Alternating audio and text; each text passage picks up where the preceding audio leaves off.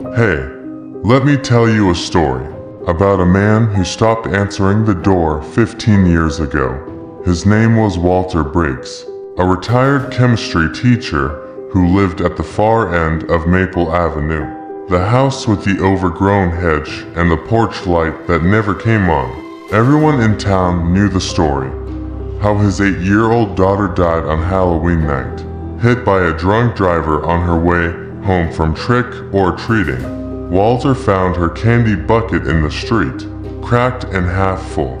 The car never stopped.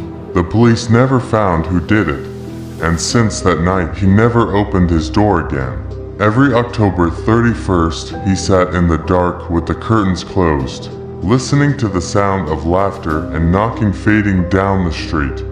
Year after year, he waited for it to pass, like waiting out a storm. But this year was different.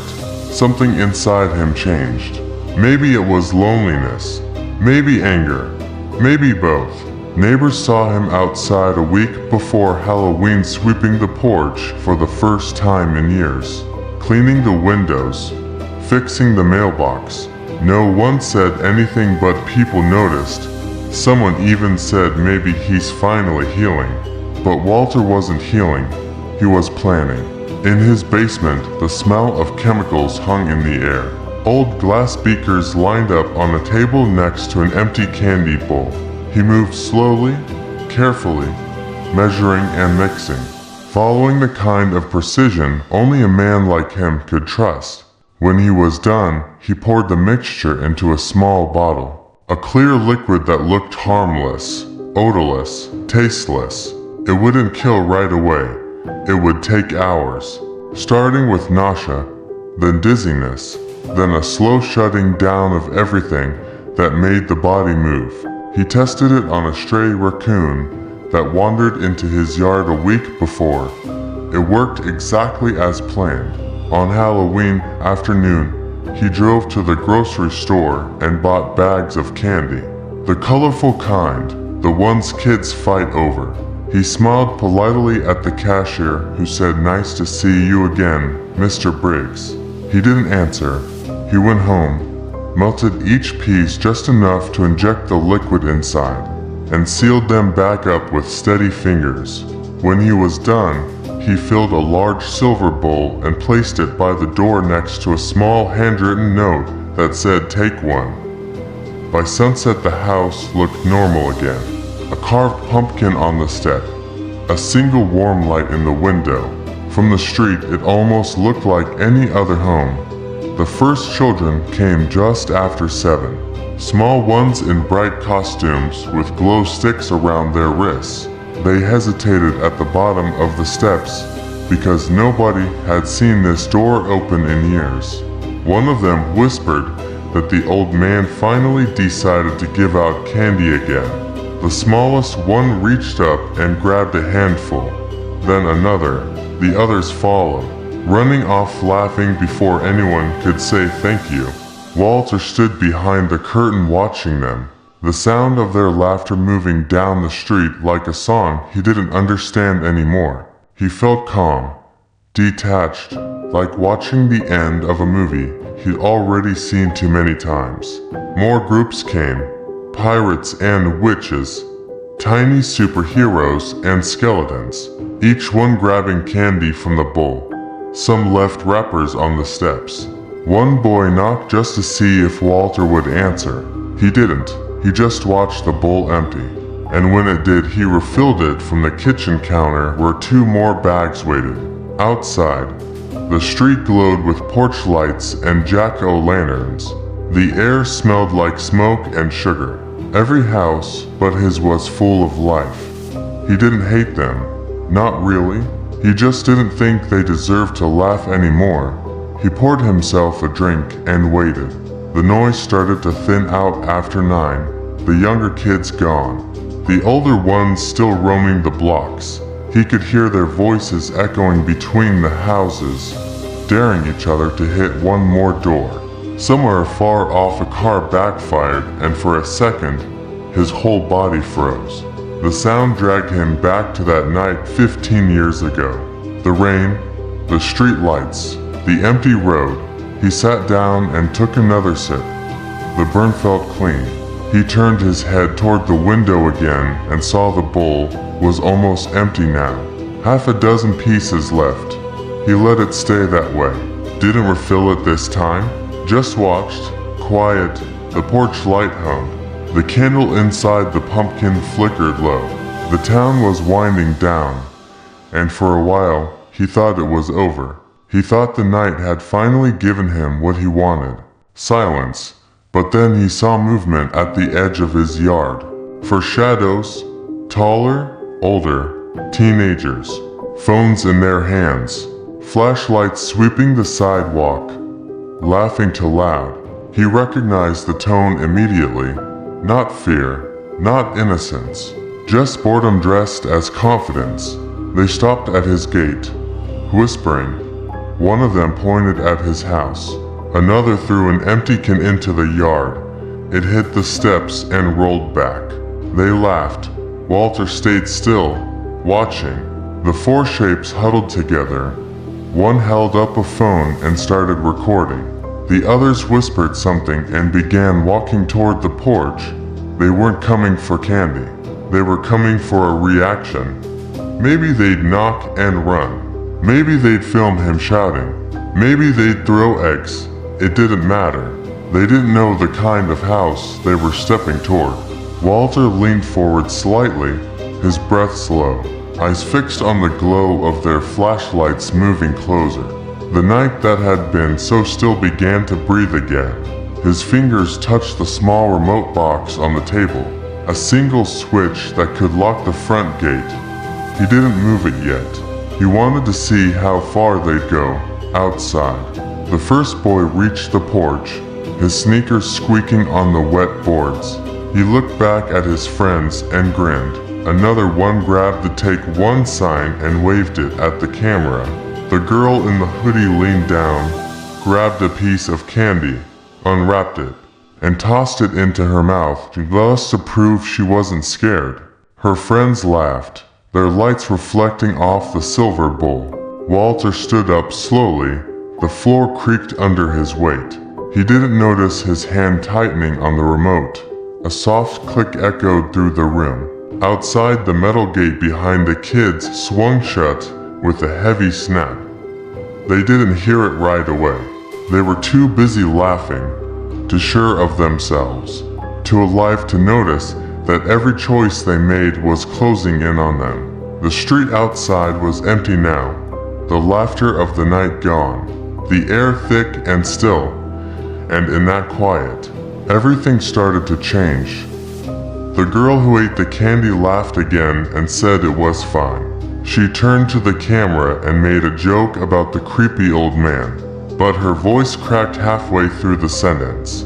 She blinked fast, like her eyes were burning. One of the boys asked if she was okay. She nodded, but her face had gone pale. She said her tongue felt weird. They laughed again, thought she was joking, thought maybe the candy was just sour. Then she dropped the wrapper, her knees bent a little, and she sat down right there on the step. The flashlight in her hand shook. Inside the house, Walter stood by the window, his breath steady. He could see every movement in the reflection. The girl rubbing her throat, the boy with the phone still recording, the other two stepping closer like they could help. He told himself this was what justice looked like. Slow, inevitable, fair.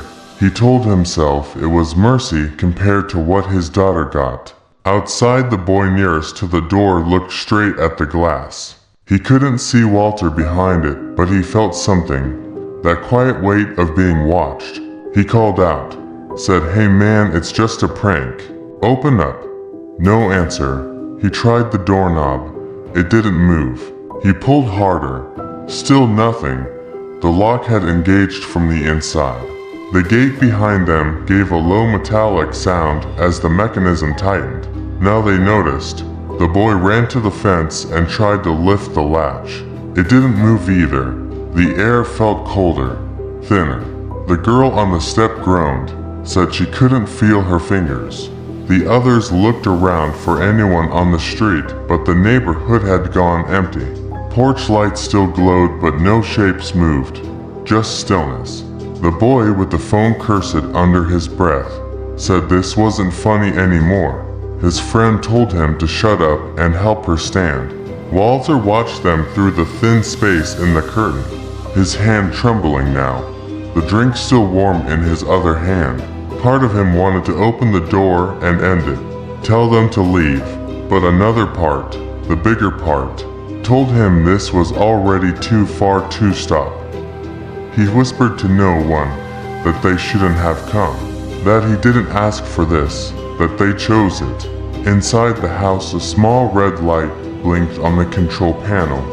He had wired it to the gate last week, old habits from a man who used to teach about circuits and reactions.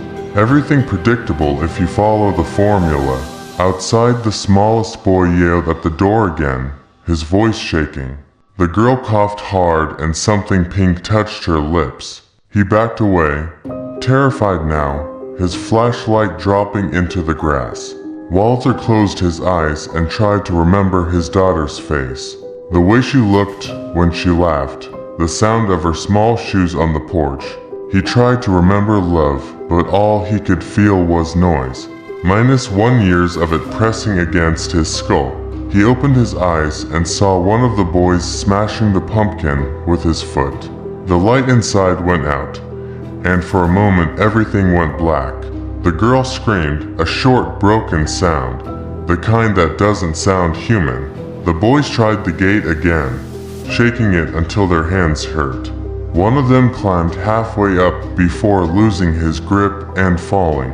Walter turned off the porch light. The world outside his window vanished into dark.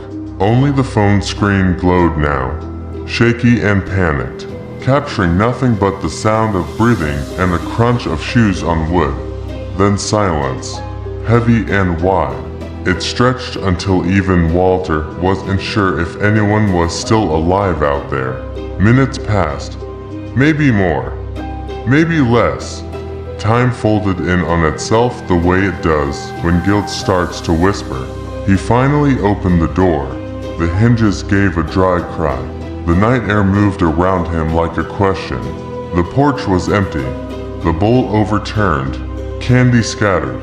One phone still recording, with the lens pointed up at him. He picked it up, saw the reflection of his own face. The old man everyone feared.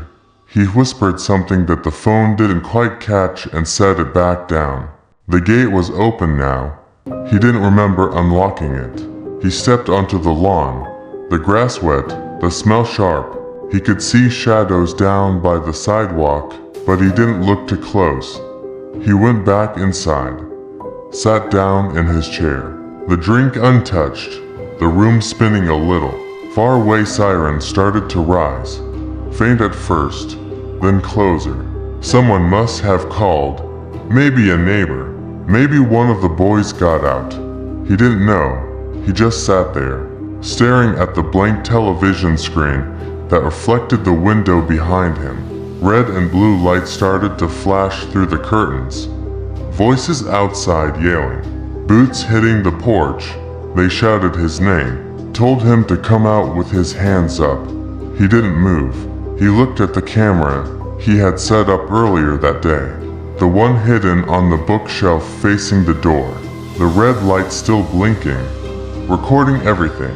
He pressed the button to stop it, then pressed it again to start a new clip. He looked straight into the lens, his eyes calm, his voice low.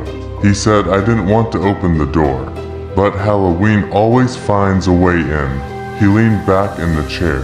The red and blue lights washed across his face, and for the first time in 15 years, the house was bright again.